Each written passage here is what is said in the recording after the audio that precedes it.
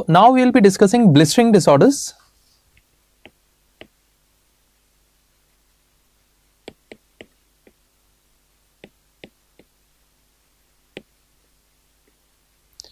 Now all of you know that blisters are fluid filled lesions. Okay, so under this heading we will be discussing all those conditions which present with fluid filled lesions.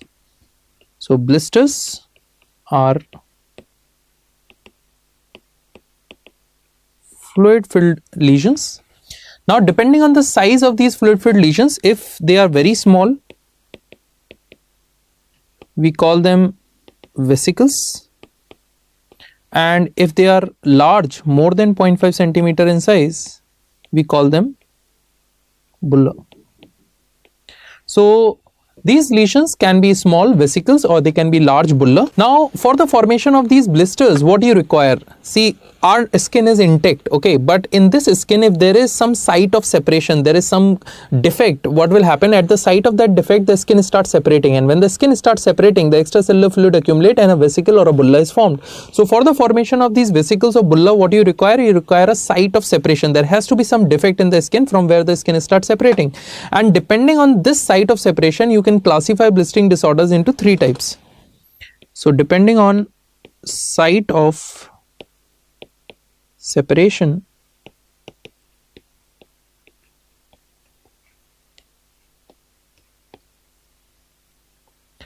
the blistering disorders can be classified into 3 types. Subcorneal. We call them subcorneal if the site of separation is just below stratum corneum. So it is very obvious from the name itself. Sub means below, corneal is for corneum. So just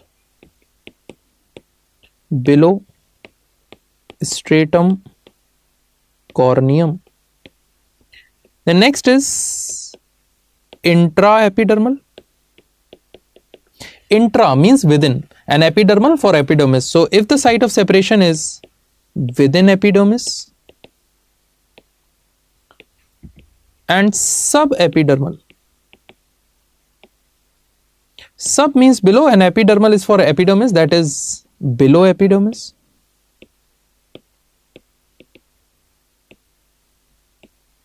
So you can see that depending on the site of separation, blistering disorders can be of 3 types. They can be just below stratum corneum, that is subcorneal type, intraepidermal if the separation is within epidermis, and subepidermal if the separation is below epidermis. Now if you closely see, anything which is just below stratum corneum is where?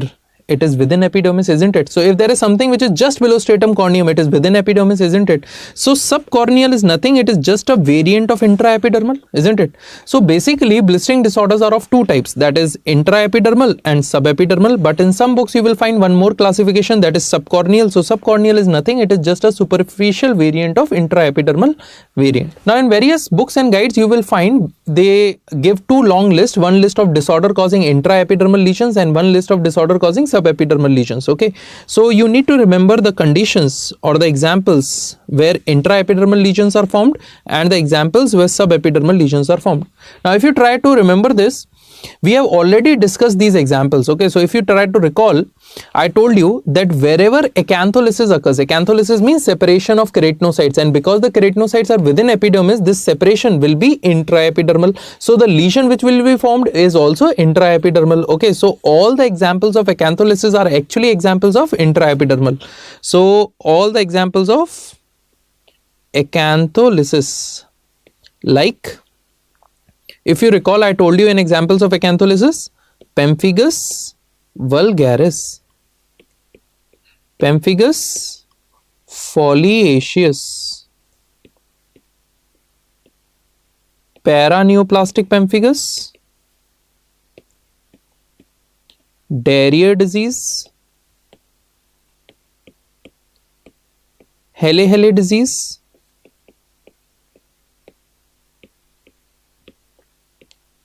subcorneal pustular dermatosis, also known as Snedden-Wilkinson's disease, and as it is very obvious from the name itself, subcorneal. So this is what? This is subcorneal variant of intraepidermal lesion, isn't it? Now the examples of subepidermal. Here again, if you recall, we discussed dermoepidermal junction, which is also known as basement membrane zone. So dermoepidermal junction is the junction which is present below epidermis. Okay, so if the defect is present in dermoepidermal junction, that lesion will be subepidermal, isn't it? Like bullous pemphigoid, linear IgA disease, lichen planus pemphigoides,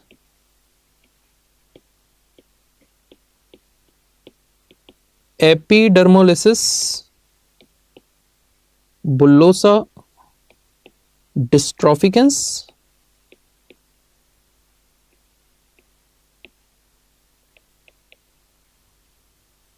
herpes.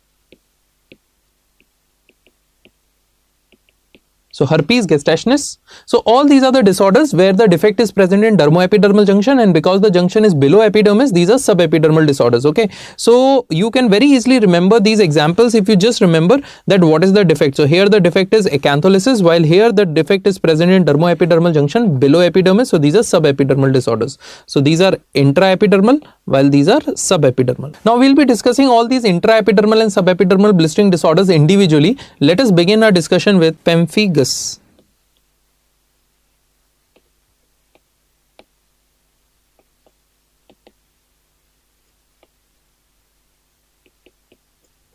Now what is pemphigus? Pemphigus is an autoimmune condition. So in this condition what happens? Antibodies are formed, and these antibodies, they are targeting which antigen? They target glin. If you recall, I told you desmoglin is a desmosomal protein which is present where? In desmosomes. Okay, so this is an autoimmune condition where antibodies are formed. These are IgG antibodies. So these antibodies are formed against desmoglin. Now the desmoglin which are formed are of different types. Okay, so we'll be discussing in which pemphigus which type of desmoglin is involved. So for now you just remember that desmoglin is involved, and because desmoglin is in between the keratinocytes, that is within epidermis, so this leading to intraepidermal bulla. Okay, so for now you remember that what happens in pemphigus? Antibodies are formed which go and act against desmoglin, leading to intraepidermal blister. Now there are different types of pemphigus, like pemphigus vulgaris. Now pemphigus vulgaris is the most common type of pemphigus.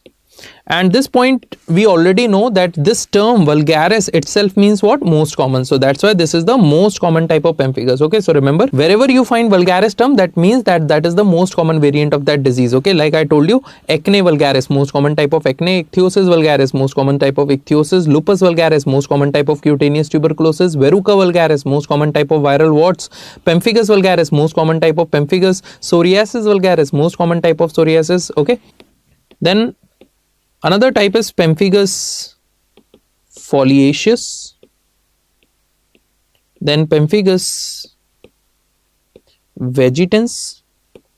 Now pemphigus vegetans is the rarest type of pemphigus, and this rarest type of pemphigus is considered to be variant of pemphigus vulgaris. Then there is one more type, pemphigus erythematosus. Now I told you that pemphigus vegetans is a variant of pemphigus vulgaris. Okay, so sometimes students get confused. So this is so simple to remember that vegetans starts with alphabet B and vulgaris also starts with V. Okay, so this is so simple to remember. V, that is vegetans, is variant of vulgaris. Similarly, if they ask you that erythematosus is variant of, then remember that this is variant of foliaceus. And same mnemonic works here also, because alphabetically F comes after E. Okay, so EF. So erythematosus, foliaceus. So this is again so simple to remember. Now these two variants, that is vegetans and erythematosus, you can remember 2 points about them. Vegetans, one point I already told you, is the rarest type of pemphigus, and the most common site involved is axilla. If you look at the lesions, they are rough keratotic lesions, vegetative. So these are growths, vegetative growths which are seen. So lesions are vegetative. While here the most common site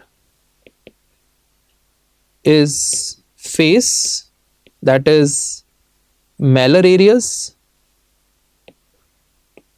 And the lesions, as it is very obvious from the name itself, erythematosus. So lesions are erythematous. Now, whenever you see erythematous lesions over malar eminences, so if red lesions are present over malar eminences, there is one differential diagnosis which comes to our mind, and that is what? That is SLE, isn't it? Lupus erythematosus, systemic lupus erythematosus. Okay, so lesions are over malar eminences which are red in color. So these are lesions which are similar to lupus erythematosus, and this is pemphigus erythematosus, and it is a variant of pemphigus foliaceus. Okay, so see, pemphigus foliaceus variant.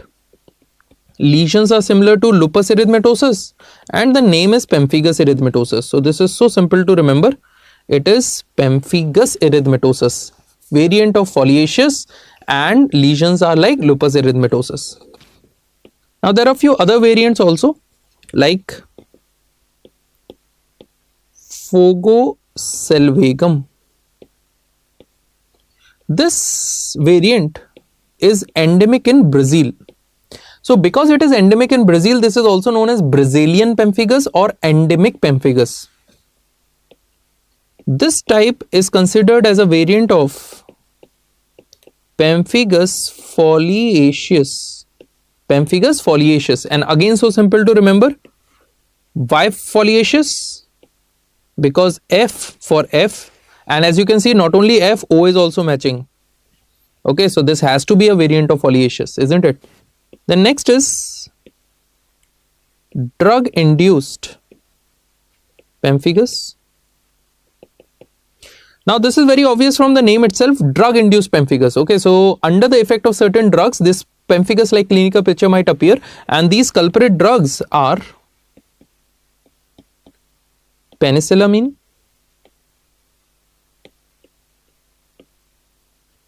captopril,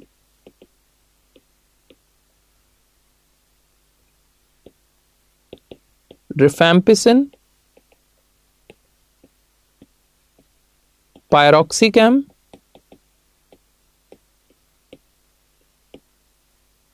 phenylbutazone.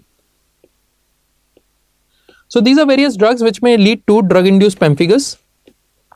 Among them, the most common culprit is penicillamine, and the second most common culprit is captopril. Okay, so these are the drugs which you need to remember. They cause drug-induced pemphigus. Okay, now if you forget these drugs in examination hall, you can very easily recall, because these are the drugs which cause pemphigus. These are pemphigus causing drugs, and the first alphabet of pemphigus is P. So majority of these drugs start with same alphabet, that is P.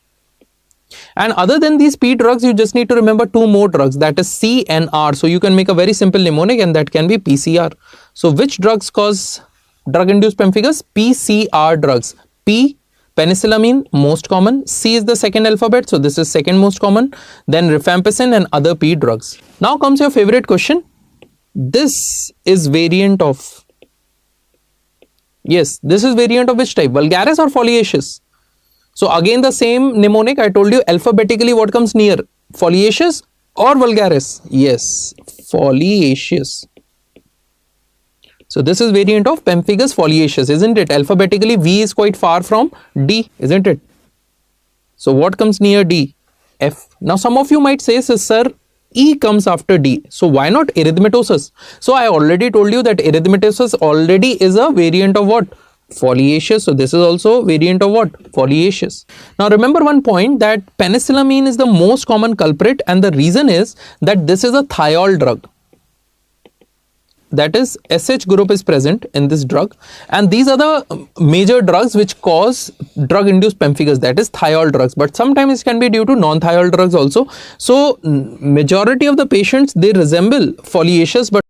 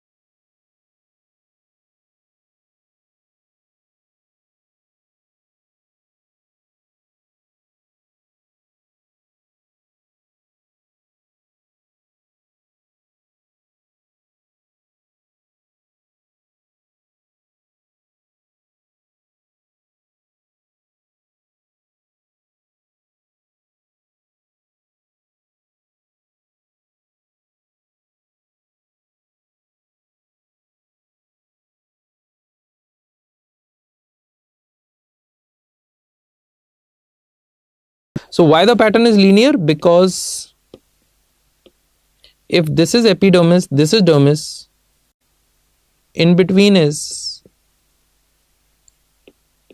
basement membrane zone, and this BPAG2 and BPAG1 is present in basement membrane zone. So these IgG deposits, they occur around this BPAG1 and BPAG2, leading to which pattern? Yes, linear pattern. And this linear pattern is present where? In basement membrane zone, because the antigen is also present where? In basement membrane zone. So remember, linear pattern is seen in bullous pemphigoid, while fishnet like pattern is seen in pemphigus. Here the pattern is present in basement membrane zone. There the fishnet like pattern is present where? In epidermis. Treatment. So here also you can use steroids. There is also role of tetracycline. Not because this is any bacterial condition, but because tetracycline have anti-inflammatory property. There is a role of dapsone in the therapy. So these are various drugs which can be used.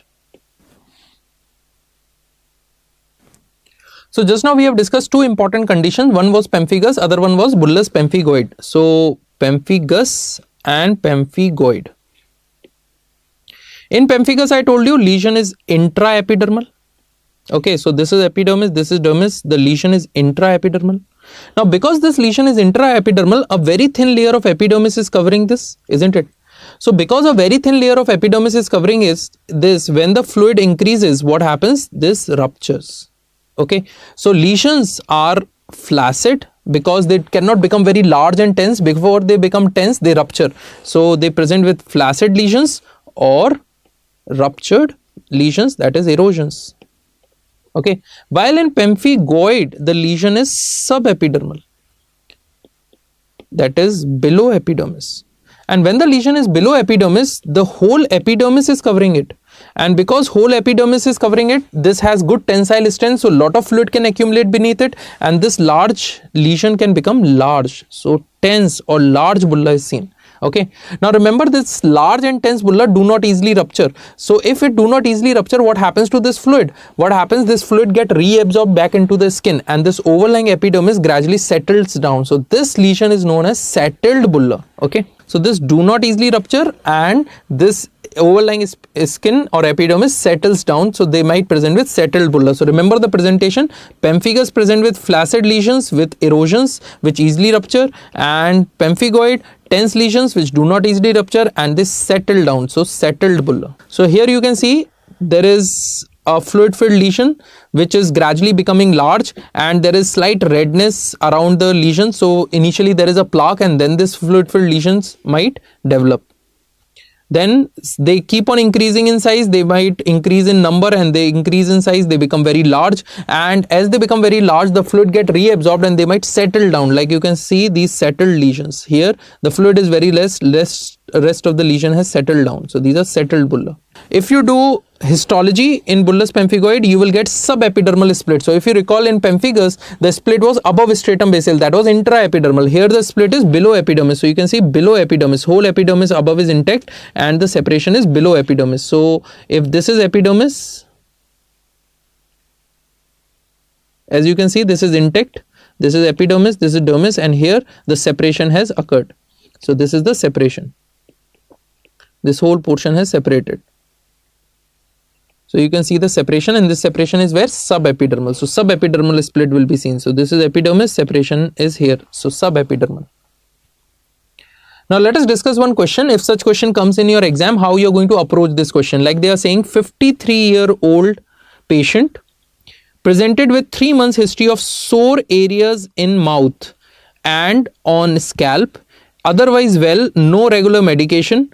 On examination, there was erosion on the buccal mucosa and crusted lesion on his scalp and upper back. Skin biopsy demonstrated epidermal acantholysis and a mixed inflammatory cell infiltrate in the dermis. Direct immunofluorescence showed intercellular deposition of immunoglobulins and complements in the epidermis. What is the likely autoantigen involved? So here the examiner is talking about which condition? First of all, age group, I told you, of pemphigus is 40 to 60 years.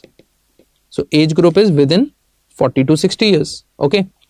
So probably the examiner is talking about pemphigus, and in pemphigus there are two variants I told you, foliaceous as well as vulgaris. So this is which type? This is pemphigus vulgaris. Why? Because you can see they have mentioned that oral mucosa is involved, there is mouth involvement, sore areas in the mouth. So oral mucosal involvement, from here also you can make the diagnosis. of why reading just the first two lines you have made the diagnosis. That answer is probably pemphigus vulgaris, and the antigen which is involved in pemphigus vulgaris is desmoglein 3. So answer is desmoglein 3. Then other features which are suggestive of pemphigus vulgaris are that scalp involvement is seen, then epidermal acantholysis is occurring, as I told you, acantholysis is seen, and on DIF, which is the confirmatory test, on DIF antibodies are present against intercellular, so in between the cells in the epidermis. So this is intracellular lesion, that is pemphigus. So this is a case of pemphigus. You can see these are the fluid filled flaccid lesions of pemphigus. Then another individual, this patient came with itchy tense blisters whose roof settles as above. As you can see that here they are fluid filled lesions, fluid filled lesion, and at places they have settled, and here you can see these are the healed hyperpigmented areas where the lesions were present but now they have healed. Big blisters which have subsided with roof sticking to the floor without much damage. So you can see roof is sticking to the floor without much damage. So what is the diagnosis where such presentation is seen? Yes, answer is bullous pemphigoid. So why the answer is bullous pemphigoid? First of all, tense lesions are present. So flaccid in pemphigus, tense in pemphigoid, and remember that these tense lesions can be itchy also. So bullous pemphigoid can present with itchy lesions. So itchy, tense blisters, and the important clue that when the lesions heal, the bulla settle down. So this is the question which was asked once in AIIMS. So remember, settled bulla are seen in bullous pemphigoid. So you can very easily differentiate these two conditions with the help of direct immunofluorescence, which is a conclusive study. And if on DIF, if you get intercellular deposits, intercellular, that is in between the keratinocytes, giving fishnet like pattern, something like this, then it is suggestive of pemphigus. But if this is epidermis and this is dermis, and you get deposits in between them in the basement membrane zone, then it is pemphigoid. Remember, this is intraepidermal, this is subepidermal. Okay. Next blistering condition is linear IgA disease.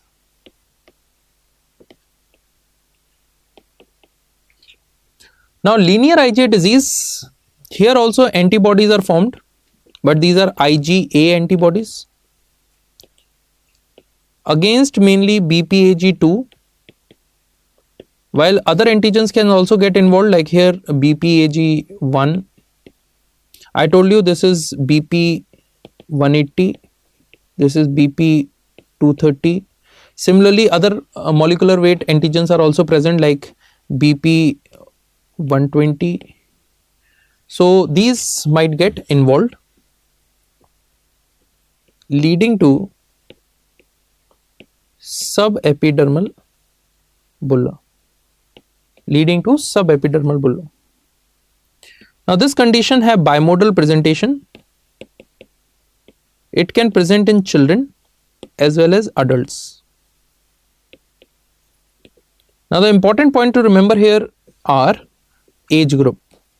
In children, this disease presents generally in the age group less than 5 years, while here around 60 years.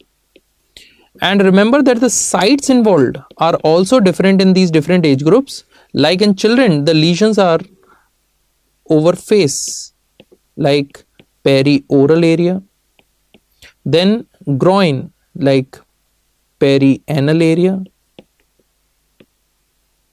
So face and groin is commonly involved, while in adults, trunk and extremity involvement might be present. Sometimes it can become generalized and other organs, other areas can also get involved, but these are the common sites. Like in children, perioral, perianal area, and in adults, trunk and extremities are commonly involved. So in children, this linear IgA disease is also given one more name. It is also known as CBDC. So this childhood linear IgA disease is also known as chronic bullous disease of childhood.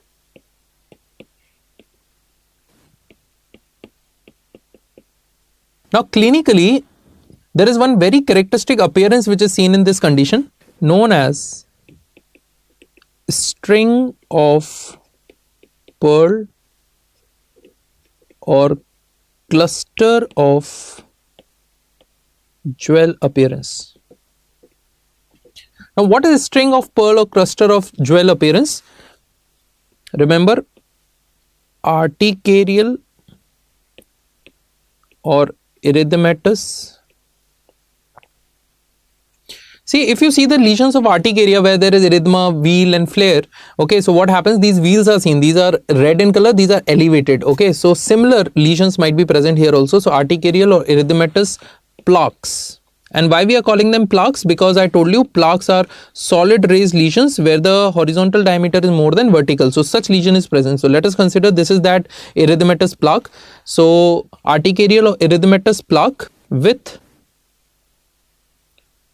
fluid filled lesions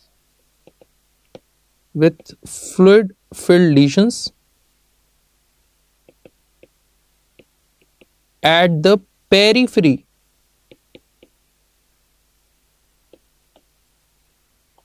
So let us consider that this is that erythematous plaque. Okay, so this is that erythematous plaque, and around this plaque at the periphery, these fluid filled lesions start developing. So because the lesions start developing at the periphery, it resembles what? String of pearl or cluster of jewel appearance. Okay, so this is a very characteristic finding which is seen in linear IgA disease, that is string of pearl appearance or cluster of jewel appearance is seen in. So already this question have been asked. Next is investigation. If you do DIF, again you will get linear but not IgG, IgA. So remember, linear IgG deposits are seen in bullous pemphigoid, linear IgA deposits are seen in linear IgA disease along basement membrane zone. So why the pattern is linear here? Again very simple, because here the antigen is same, that is BPAG2. The drug of choice for this condition is dapsone. So dapsone is very effective in these cases. So here you can see the characteristic string of pearl appearance which is seen in linear IgA disease. The lesions are erythematous, as you can see this erythematous area here, this erythematous area here, and these fluid filled lesions, if you closely see with the hand lens, you will find these lesions at the periphery. So you can see these circular lesions, and at the periphery these fluid filled lesions are also present, giving which appearance? A string of pearl appearance. Here again you can see this was the lesion, and at the periphery of this lesion these fluid filled lesions start developing, giving a string of pearl appearance. Another case, this is again I told you CBDC. In children mainly perioral area is involved. So you can see around perioral area this erythematous plaque develops, and this is the string of pearl appearance. So here again you can see a circular lesion with fluid filled lesions at the periphery. So other sites may also get involved, but generally perioral and perianal area, diaper areas are commonly involved. Again you can see circular lesions. And if you do DIF, which pattern is seen? So you can see this is epidermis, this is dermis, and the deposits are in between them. So this is linear IgA deposits. Next is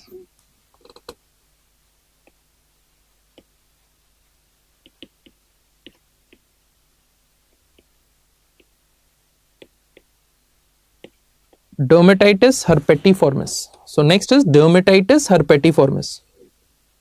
After the name of the scientist who discovered it, it is also known as During's disease.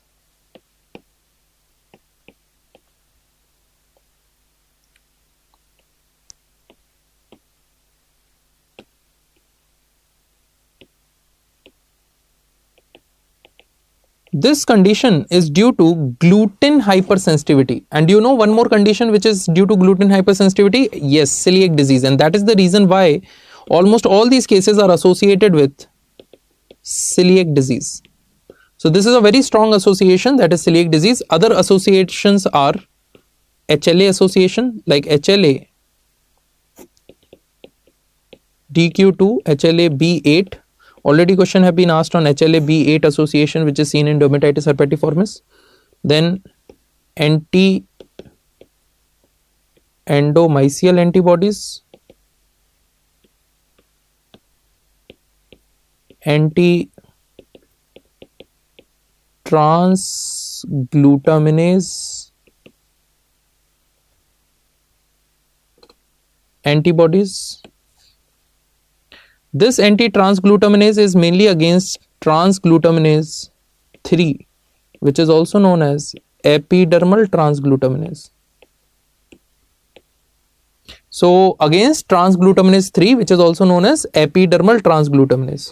So anti-transglutaminase 3 antibodies.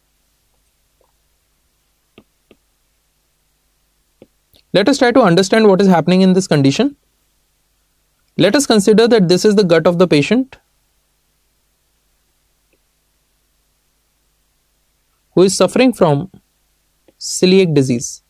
Now this celiac disease might be symptomatic or asymptomatic. Patient might be knowing or not knowing about the disease, but the patient is suffering from what? Celiac disease. And in the gut of a patient who is suffering from celiac disease, when he takes high gluten diet, there is one antigen known as tissue transglutaminase, against which the antibodies are formed.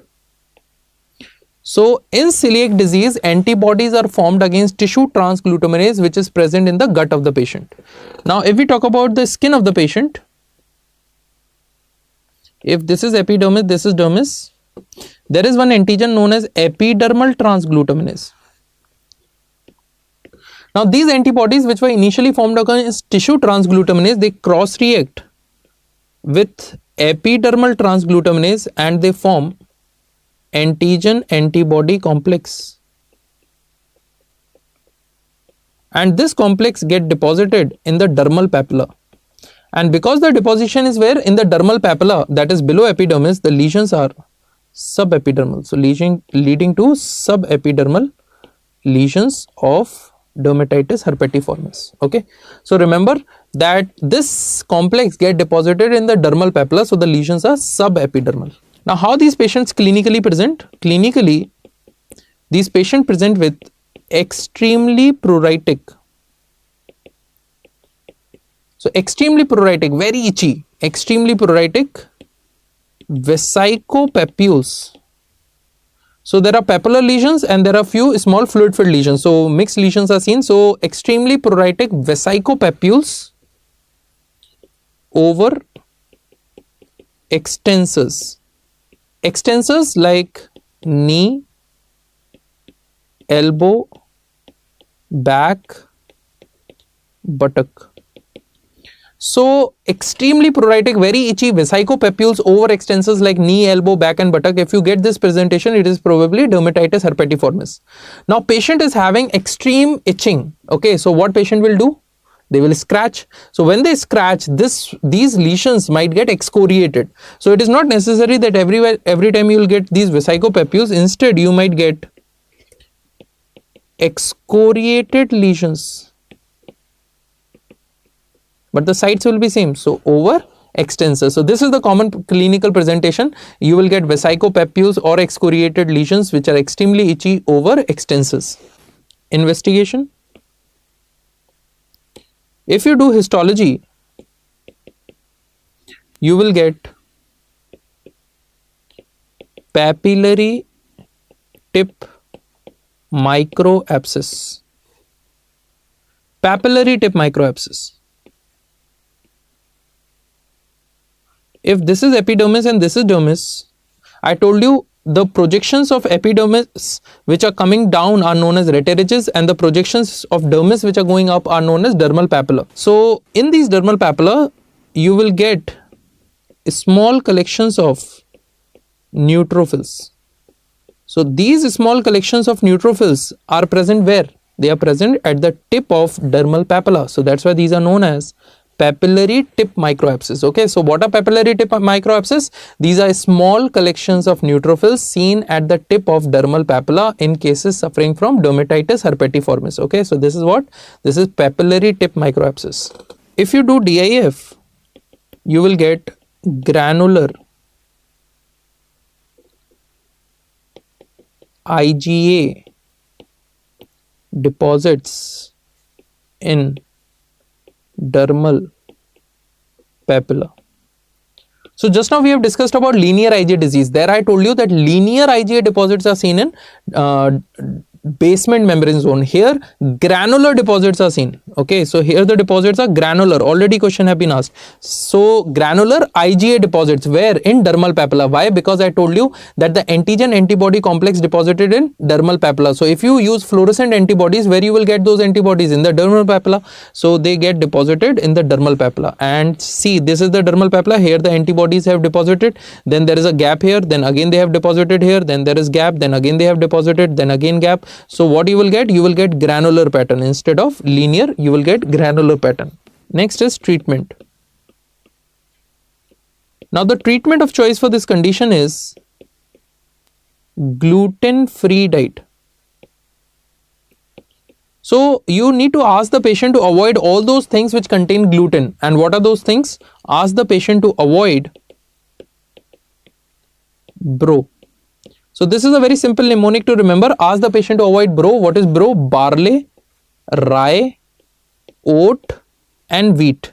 Okay. So ask the patient to avoid barley, rye, oat and wheat, while patient can take rice, patient can take maize.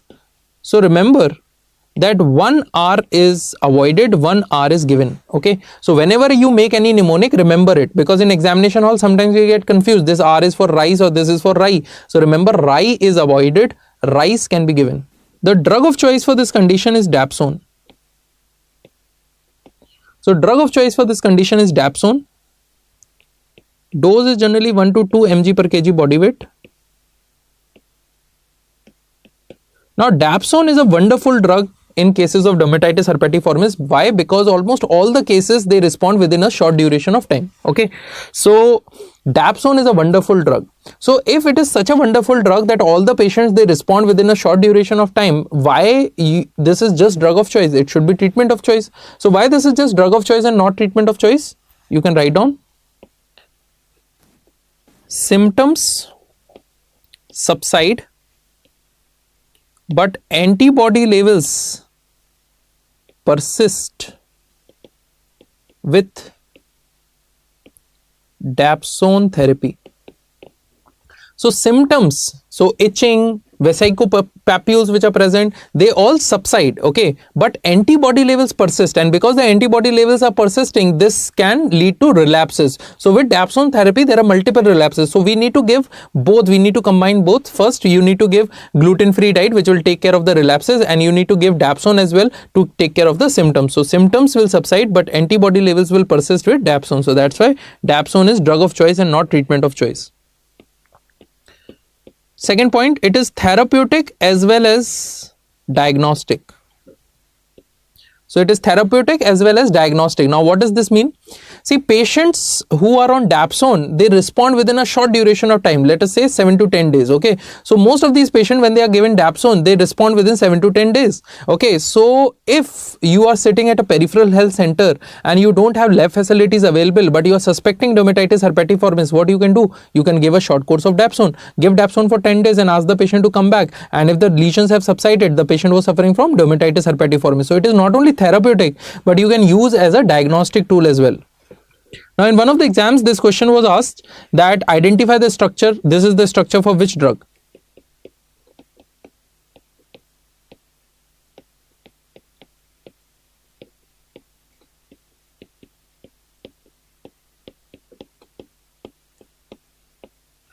So this is the structure for dapsone.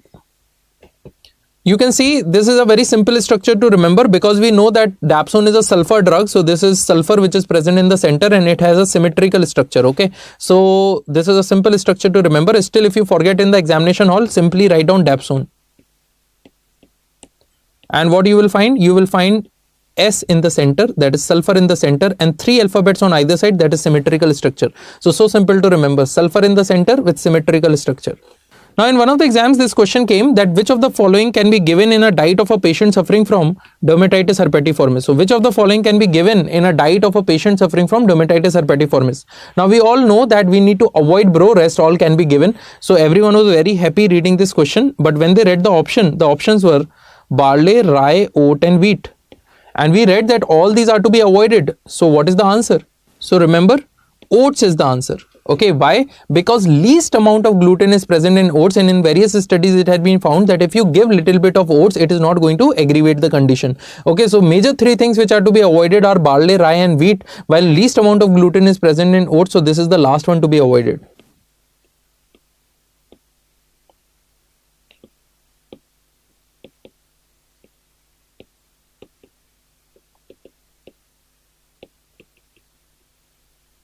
So let us move on to the next condition, and it is very obvious from the name of this condition that this is caused by which virus? Yes, it is caused by.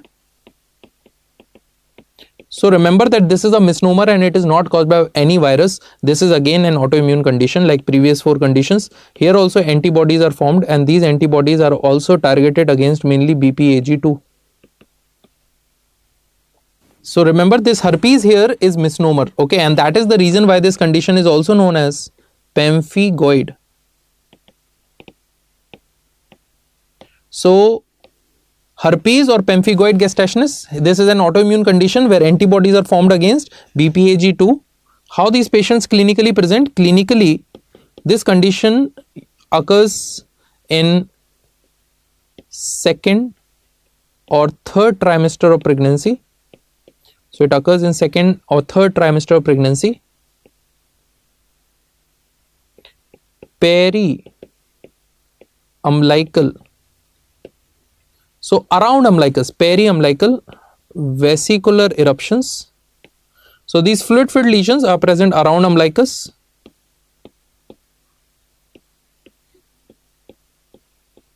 So over abdomen, these lesions might be present, but initially they develop where? Around umbilicus. So peri-umbilical vesicular eruptions, which may progress to involve whole abdomen,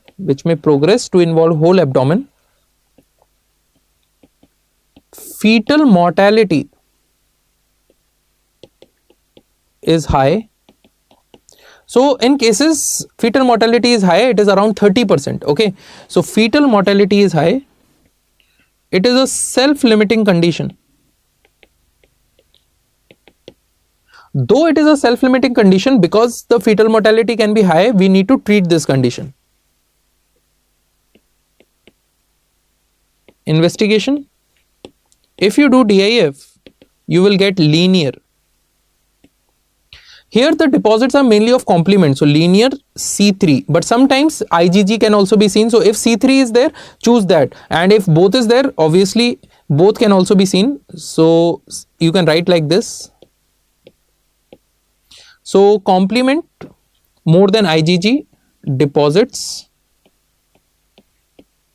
along basement membrane zone. So this complement deposits is very specific. Okay, so if the option is with complement, that should be the first choice. Okay, so linear complement deposits along basement membrane zone. Drug of choice for this condition is steroids, because steroids are safe in pregnancy. They can be used like prednisolone. Next is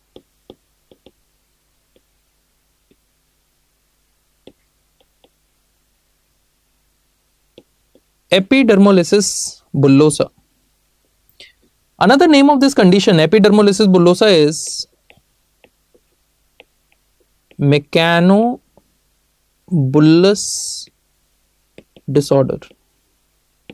So they are also known as mechanobullous disorder. Can you tell me why? Why mechanobullous disorder? Because these bulla arise at the site of mechanical trauma. Okay, so these are known as mechanobullous disorder. Why? Because this bulla arise at the site of mechanical trauma. Friction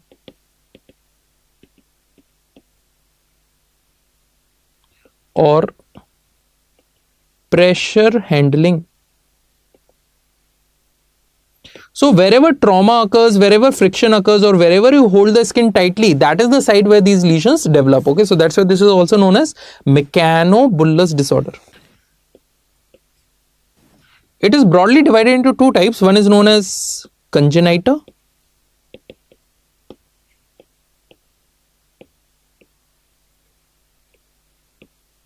Other one is known as acquisita. So congenita and acquisita. As it is very obvious from the name itself, congenita variant is congenital, while acquisita variant is acquired. This is congenital, so it has early onset. This is acquired, it has late onset. Among these two, this is more common, this is rare. This is a genetic condition, while this is immunobullous condition.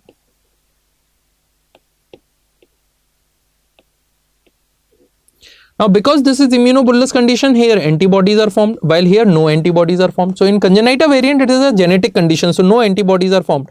So, can you tell me that if we do DIF, it will have role in which type?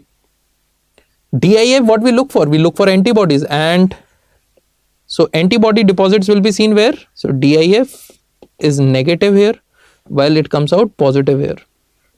Okay. So, these are few differences which you can remember. Now, this congenita variant of epidermolysis bullosa is further divided into various subtypes depending on the genetic defect. So, depending on the genetic defect which is seen, you can divide this into three types. So, the first type is epidermolysis bullosa simplex. Second is epidermolysis bullosa junctional.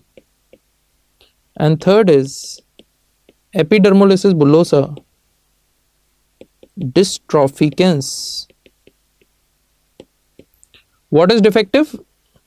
Keratin 5 and 14 is defective in simplex variant. In junctional, laminin is defective. In dystrophicaens, collagen 7 is defective. Okay. So, these defects are important, and many a times questions are asked that defect in collagen 7 may lead to which of the following disorder, and answer will be dystrophicaens variant of epidermolysis bullosa. So, these defects are very important and you need to remember them.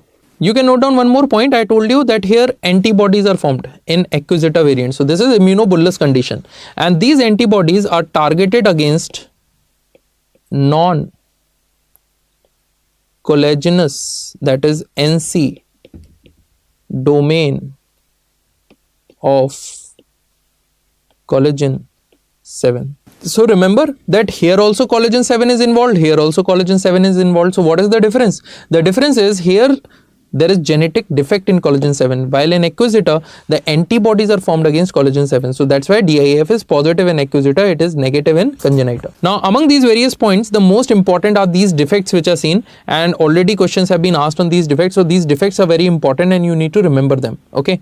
But many a times we get confused in between these defects. So, if you ever get confused in between these defects, what you can do? You can simply recall dermo-epidermal junction. So, let us recall dermo-epidermal junction. If you recall dermo-epidermal junction, we made a diagram and there we made various proteins like keratin 5 and keratin 14, which is attached to pelectin, integrin, BPAG1, BPAG2, which is attached via anchoring filaments made up of laminin to underlying lamina densa having collagen 4 and nidogen, which is attached to underlying dermis via collagen 7, isn't it? So, this is dermo-epidermal junction. Now, I told you the first variant of epidermolysis bullosa is simplex variant. So, first variant, first protein. What is the last variant? Last variant is dystrophicaens. So, last variant, last protein, and in between is junctional, and the protein in between is laminin. So, you can see how simple it is to remember. The first variant, the simple variant, simplex, first protein, keratin 5 and 14. The last one is dystrophicaens. So, last protein, collagen 7, and in between is junctional. Junction means in between. So, junction is always in between two. So, junctional variant is in between variant, which is where the protein in between, that is laminin, is involved. Okay, so it is so simple to remember. So, just now I told you in simplex variant, keratin 5 and 14 is involved. In junctional variant, laminin is involved. In dystrophicaens variant, collagen 7 is involved. Okay. Now keratin 5 and 14 is present where? It is present in stratum basale, which is the lowermost layer of epidermis, isn't it? So because here the layer involved is the layer of epidermis, the lesion will be intraepidermal or subepidermal? Yes, it will lead to intraepidermal lesion, while these two are present below epidermis, so they will lead to subepidermal lesion. So you can see that different types of lesions might be seen in simplex, intraepidermal, in junctional and dystrophic, and subepidermal. So here you can see this is a patient suffering from dermatitis herpetiformis. Why? Because you can see these small papillary lesions. At some places you might get vesicular lesions, and because this is a very itchy condition, patient scratch, and when patient scratch, these excoriation marks are seen. So you can see majority of these lesions are excoriated. So if you get such excoriated lesions with vesicopapules over sites are extensors, you can see elbow, knee, back area. So over these sites if you get these lesions, then it is probably dermatitis herpetiformis. If you do histology, I told you there is one characteristic appearance, and that is known as papillary tip microabscess. So small collections of neutrophils are seen. So let us consider this is, so you can see this is epidermis, this is dermis, and here is the collection, where at the tip of the dermal papilla. So these collections are seen. These are papillary tip microabscess. If you closely examine, you will get lot of neutrophils. Then on DIF, you will get granular deposits, granular IgA. So if this is epidermis, this is dermis, deposits are at the tip of the dermal papilla. Okay, so deposits are at the tip of dermal papilla giving granular deposits. Then dapsone structure, I told you, this is the structure for dapsone, sulfur in the center with symmetrical structure. This condition occurs during second or third trimester of pregnancy. So pregnant patient will come with lesions around umbilicus. Okay, so around umbilicus these fluid-filled lesions might be present. So peri-umbilical lesions are seen, and if you closely examine, you will get these vesicular eruptions or bulla formation with slight erythema around them. So around umbilicus these lesions are seen. If you do histology in a case of pemphigoid gestationis, you will get eosinophilic spongiosis. So a lot of eosinophilic collection is seen. Okay, so you can see all these are eosinophils. Epidermolysis bullosa, as I told you, it is a mechanobullous disorder. So wherever trauma occurs, wherever friction occurs, or wherever patient is scratches or pressure handling occurs, wherever the patient holds the skin tightly, that is the site where the lesions occur. So you will find lesions over bony prominences or at the site of trauma. So you can see the lesions are present where? Over extensors. Okay, and these lesions, what happens, they once they heal, again the new lesions start developing. So you might get the scarring or the pigmentation of the previous lesion. So you can see various scarring or scarred lesions are also present. There are few active lesions also present, and they are at the site of trauma. So next blistering condition is diarrhea disease. Along with this, we will also discuss another blistering condition, which is Haille-Haille disease. Both these conditions have few things in common, like inheritance. Both are autosomal dominant conditions. The defects which are seen are same, that is calcium ATPase. It is defective in both, but the gene involved are different.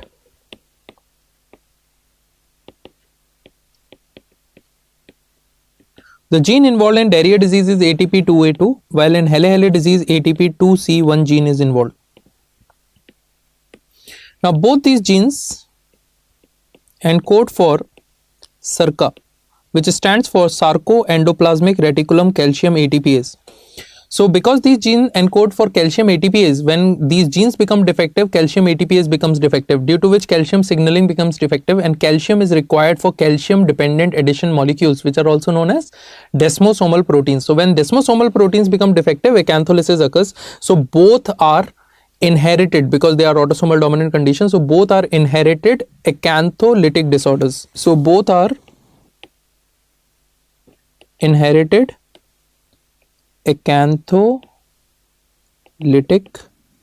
disorders. So that's why we are discussing them together, because both are inherited acantholytic disorders. There is one more name for Hailey-Hailey disease. This is also known as chronic benign familial pemphigus. So this is another name for this condition. Now, how these patients clinically present?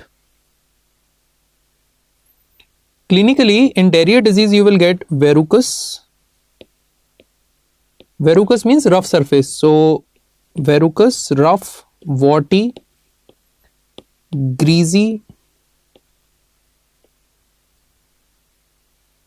lesions with sandpaper feel. So, these lesions, they have sandpaper feel over seborrheic areas. Seborrheic areas I already told you. So seborrheic areas, that is scalp, face, nasolabial fold, pre-sternal, interscapular area. So these are the common sites which are involved. While Hailey-Hailey disease presents with recurrent, flaccid, vesicular eruptions.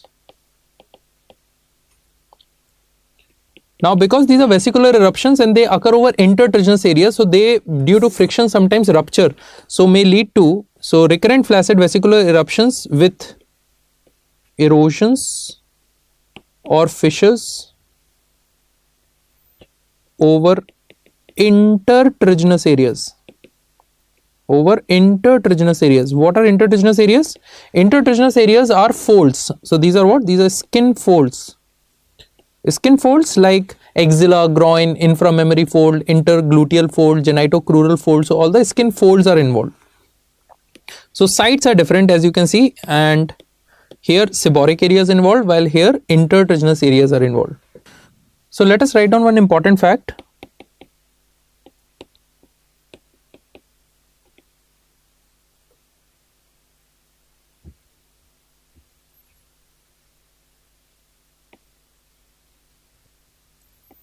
Lesions follow seborrheic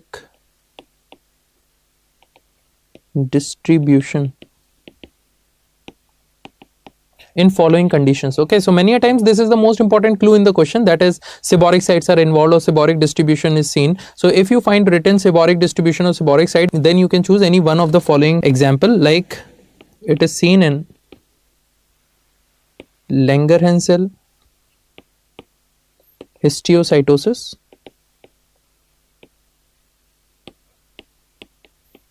pemphigus foliaceus, seborrheic dermatitis, and as we have just now read, diarrhea disease. So these are four important conditions where seborrheic areas are involved or seborrheic distribution is seen. Okay, so remember, lesions follow seborrheic distribution in following conditions like Langerhans histiocytosis, pemphigus foliaceus, seborrheic dermatitis, and diarrhea disease. If you forget this in examination hall, you can very easily recall, because lesions follow seborrheic distribution. So lesions, Langerhans histiocytosis, follow foliaceous type of pemphigus, seborrheic dermatitis, and distribution, that is diarrhea disease. So all the diseases are hidden in the sentence itself. Okay. Next is investigation. So we are discussing the differences between diarrhea disease and Hailey-Hailey disease. Investigation. First, on histology, you will get acanthocytes. They can be seen in both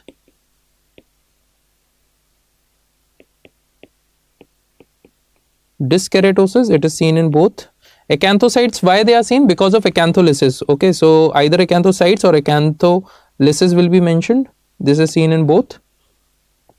Then disc keratosis is seen. Okay, that is abnormal keratinization. Now due to this disc keratosis, corpse grains and corpse rods are seen. We have already discussed this while discussing histopathology. So I told you that corpse grains and corpse rods are seen in upper and lower epidermis. These are transversely and vertically elongated keratinocytes respectively. Okay. In Hailey-Hailey disease, there is one characteristic appearance which is seen, that is known as a dilapidated brick wall appearance. So dilapidated brick wall appearance is seen. Okay. Just now I will explain what is dilapidated brick wall appearance. For now you remember this appearance once this question was asked. The dilapidated brick wall appearance is seen in. Okay. So now you can see here, I told you Hailey-Hailey disease is also known as chronic benign familial pemphigus, and in this type what happens, intertriginous areas are involved. So you can see this axilla area and inframammary area is being shown, and what is seen here, recurrent flaccid vesicles are seen, and because this is intertriginous areas, many a times due to friction they rupture, and when they rupture you will find these erosions. Okay, so macerated skin with erosion is present. Then on Hailey-Hailey disease, in Hailey-Hailey disease I told you there is dilapidated brick wall appearance. Now what is this dilapidated brick wall appearance? As I told you that acantholysis is taking place, that is the keratinocytes are separating from each other. Now when keratinocytes are separating from each other, you will find these gaps in between, like you can see wherever the separation occurs, there these gaps start developing. Now due to these gaps, you will find that it appears as if the whole specimen is having multiple cracks. Okay, and along with this you will also find acanthocytes, like you can see this cell which is separated from all the sides. So similar cells will be seen here. Okay, so it appears as if all these cells are breaking from all the sides and they are falling down, as well as there are various cracks which are present. So due to this it appears like a dilapidated brick wall. Dilapidated term is used for walls of old monuments, because the walls of all old monuments, they become very fragile and weak and various cracks start developing in them. So similar is the appearance like the walls of old monuments which have bricks which are falling off and there are cracks which are present. So similar is the appearance here. Then there is one nail change also associated with Hailey-Hailey disease and diarrhea disease. So you can note down here, in Hailey-Hailey disease you will get longitudinal white bands. This is the same dilapidated brick wall appearance. As you can see, cracks and gaps are present within the specimen. And in diarrhea disease there is one nail change which is associated, and that is V-shaped splitting of distal nail plate. So V-shaped splitting of distal nail plate. So this V-shaped splitting of distal nail plate is seen. Okay, these are the points about diarrhea disease which we have already discussed. As I told you, there is mutation in the gene ATP2A2, due to which there is impairment of calcium signaling.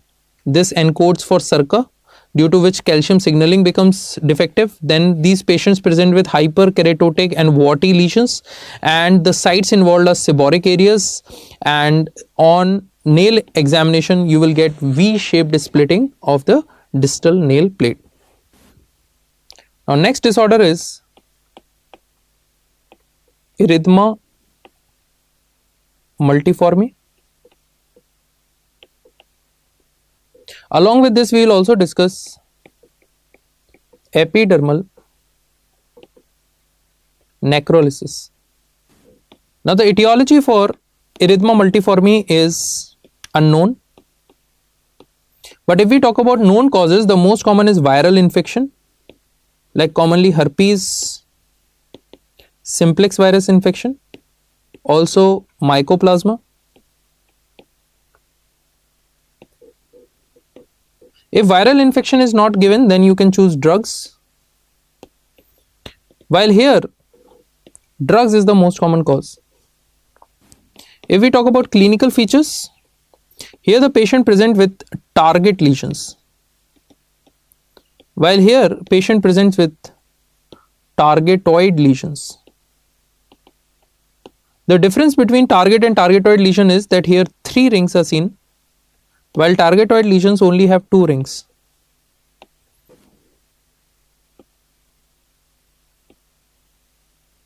If you look at the target lesion, you will find there is central dusky erythema surrounded by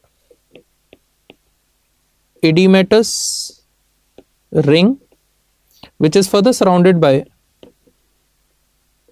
erythematous halo. So such type of lesion is seen where in the center there is dusky erythema which is surrounded by edema which is further surrounded by erythematous halo. These lesions usually develop over distal extremities. So these lesions usually develop over distal extremities.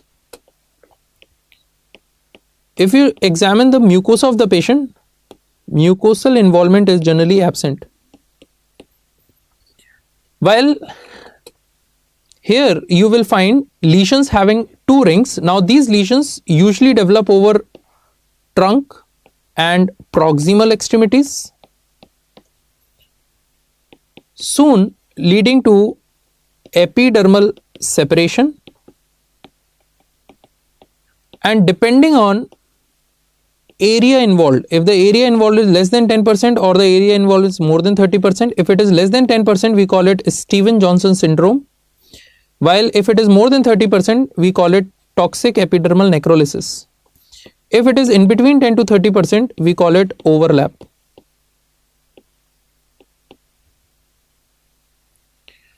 So what is happening here? When patient consumes drugs, due to this drug reaction, what happens? That patient develops epidermal necrolysis, and due to which the epidermis starts separating. Now this involvement of the skin, if is within 10% of the total body surface area, we call it a Stevens-Johnson syndrome. If it is more than 30%, we call it 10 toxic epidermal necrolysis. If it is in between 10 to 30%, we call it overlap. This 10 is also known as Lyle's syndrome. So another name is Lyle's syndrome. Now mucosal involvement here is generally present. So mucosal involvement is absent here while it is almost always present here. This mucosal involvement is generally in the form of hemorrhagic crusting. So thick hemorrhagic crusting might be present over the mucosa, lips, while here it is absent, but if present, so if present we call it erythema multiforme major.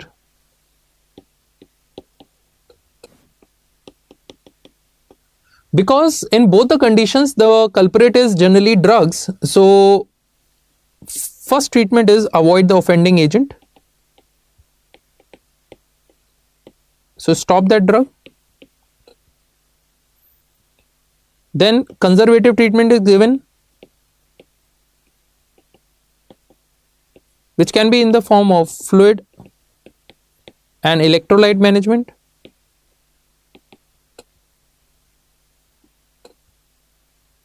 Because these patients are having epidermal detachment, okay, because there is epidermal separation which is occurring, and due to which what happens, there is a lot of fluid and electrolyte loss. So the fluid and electrolyte management is given very much like burn patient. So like we keep a burn patient in a separate burn unit so that the secondary infection do not occurs, and we give fluid and electrolyte management. Similarly here also we keep the patient in a separate unit to avoid secondary infection. If still the disease is severe and progressively increasing, then we can use other drugs like steroids and cyclosporin.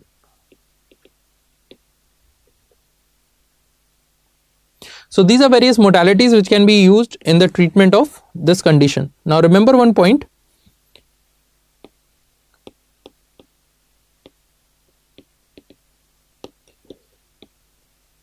Stevens-Johnson syndrome and TEN can occur due to anti-epileptic drugs, like one common drug is carbamazepine, and in these patients who developed carbamazepine induced Stevens-Johnson syndrome and TEN, they have one common HLA association, and that is HLA B1502. So once this question was asked that which HLA association is seen in carbamazepine induced Stevens-Johnson syndrome and TEN patients, so this is the common association. Now, if you want to diagnose these cases and assess the prognosis of these patients, we have a scoring system which is known as score-10. Just now I will explain that what are the points which are included in score-10, but for now just remember this name.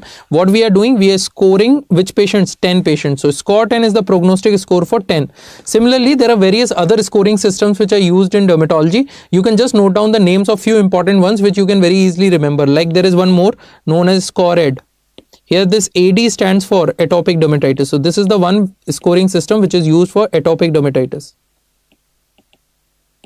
Similarly, PASI. PASI stands for psoriasis area severity index. So this is used for psoriasis. So psoriasis area severity index. Similarly, VASI, where this V is for vitiligo. So vitiligo area severity index. Similarly, MASI, this is for melasma area severity index. And there is one CASPER. This scoring system is used for psoriatic arthritis, where this P and AR is hidden in its name. So psoriatic arthritis. So these are few scoring systems which are used in dermatology, and you can very easily remember because the disease is hidden in the scoring system's name itself. So let us discuss one question here. Here they are saying that 35-year-old man develops flaccid vesico-pustules and crusted erosions, expanding succinate plaques over axilla associated with malodorous discharge and fissures. Asymptomatic longitudinal bands were present. What is the diagnosis? Okay, so this is a case of Hailey-Hailey disease. And why this is a case of Hailey-Hailey disease? Because here the sites involved are intertriginous areas like axilla. Okay, and axilla, what is developing? Flaccid vesico-pustules, and because axilla friction occurs, so that's why they rupture to form erosions and fissures.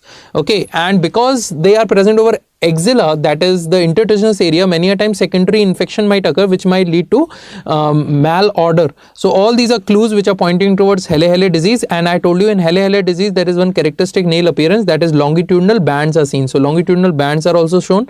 In diarrhea disease, V-shaped splitting is seen over the distal nail plate. Now target lesions, they have 3 concentric rings. As you can see in the center, there is dusky red erythema which is surrounded by slightly elevated skin edema, and then there is this redness around the lesions. So these target lesions are seen in erythema multiforme.